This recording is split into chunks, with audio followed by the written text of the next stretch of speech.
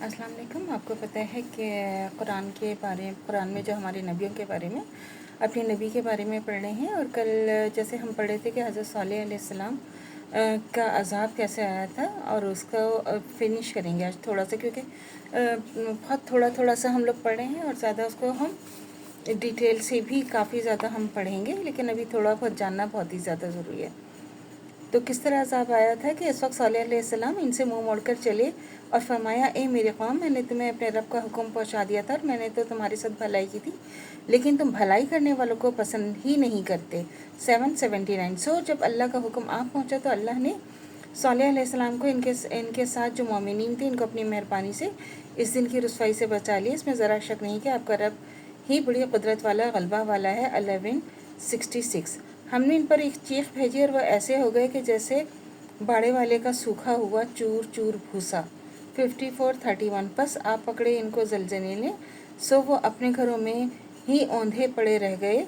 778। गोया ऐसा मालूम होता था कि वो इनके घरों में कभी बसे ही नहीं थे। और खूब सुन लो समूद ने अपने रब के साथ कुफर किया, और खूब सुन लो समूद को रहमत से दूरी हुई। 1168।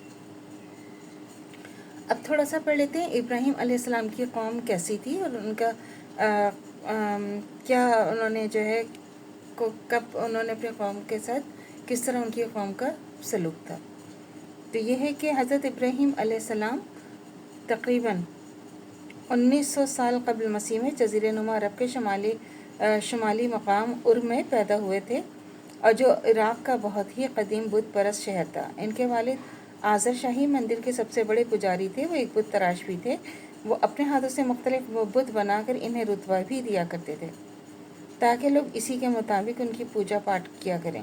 इन्होंने बाबुल के जालिम बादशाह नमरूद के भी बुत तैयार किए, जिनको दूर दूर बस्तियों में भी भेजा गया ताकि लोग इसको ज़मीन का माबूद कहें और इसकी इबादत करें। हज़रत इब्राहीम अलैहिस्सलाम जब कम उम्र थे तो अल्लाह ताला ने इन्हें वैसे नबूवत की तरफ माइल किया और इनको सितारा, चाँद, सूरज, रात, दिन, ज़मीन और आसमानों से मुतारिफ़ कराया। फिर इन्होंने कहा कि अल्लाह ही इन सब चीज़ों का खालिक है। तो फिर उन्होंने एक बस्ती में जाकर मंदिर के तमाम छोटे बुतों को तोड़ डाला, सिवाय एक बड़े बुत के। इस वाक़े पर नमरूद ने इनको देखती आग में डलवा दिया, जो अल्लाह के करम से जल्द ही ठंडी कर दी गई।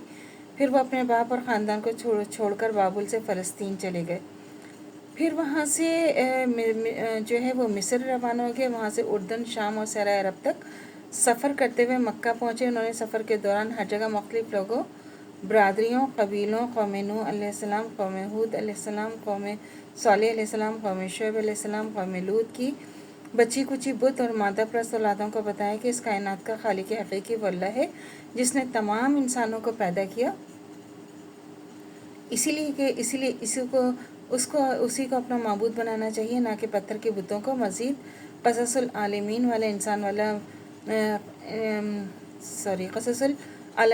निसान वाला अम्बिया में जो हैं वह भी हम पढ़ेंगे। जब अल्लाह ताला ने इनको ज़मीन के तमाम लोगों का इमाम बनाया तो अल्लाह ने इनकी दूसरी ज़ोजा हज़रत हाजर अलैहिस्सलाम से हज़रत इस्माईल अलैहिस्सलाम को पैदा किया। फिर अल्लाह ने हज़रत इब्राहीम अलैहिस्सलाम इनके कमसिन बेटे इस्माईल अलैहिस्सलाम को कहा कि वो अल्लाह का घर इसी जगह बनाई जहाँ फ़रिश्तों के लिए ज़मीन पर बैतुल मामूर था। जब वो खाना काबा की बुनियाद रखे तो अल्लाह ताला से दुआएं मांगते रहे, और दुआएं इन्होंने जो मांगी और वो सब अल्लाह ताला ने कबूल की। तो अल्लाह से दुआ करनी चाहिए जो हमारे ईमान है मतलब कायम दायम रहे। ख़ात्मा बिल खैर ईमान पर इजाज़त दीजिए। अल्लाह हाफ़िज़। मेरे चैनल को लाइक कीजिए, शेयर कीजिए, सब्सक्राइब कीजिए। शुक्रिया।